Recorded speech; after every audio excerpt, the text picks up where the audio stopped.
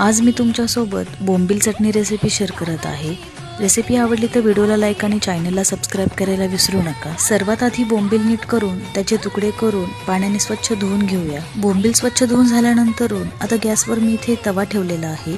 त्यामध्ये 4 चमचे तेल ॲड करून स्वच्छ धुवून घेतलेले बोंबील यामध्ये फ्राय करून घ्यायचे आहे। गॅसच्या मीडियम फ्लेमवर बोंबील चांगले भाजून झाल्यानंतर आता ते काढून घेऊया।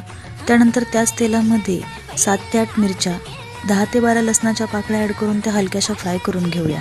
त्यानंतर मिक्सरच्या भांड्यामध्ये फ्राय केलेले बोंबील, लसूण, मिरची आणि चवीनुसार मीठ ॲड करून मिक्सरला ओबडधोबड बारीक करून घ्यायचं आहे। आता ज्या तव्यामध्ये बोंबील आणि हिरवी मिरची, लसूण फ्राय केलं होतं त्या तव्यामध्ये आणखीन 2 चमचे तेल ॲड करून तेल गरम झाल्यानंतर एक बारीक चिरलेला कांदा, एक बारीक चिरलेला टमाटर तेल सुटेपर्यंत फ्राय करून घ्यायचा। नंतर त्यामध्ये बारीक केलेली बोंबलाची चटणी, बारीक चिरलेली कोथिंबीर ॲड करून 2 ते 3 मिनिटं फ्राय करून घेऊया। ही बोंबलाची चटणी ज्वारीच्या भाकरीसोबत किंवा बाजरीच्या भाकरीसोबत एकदम छान लागते।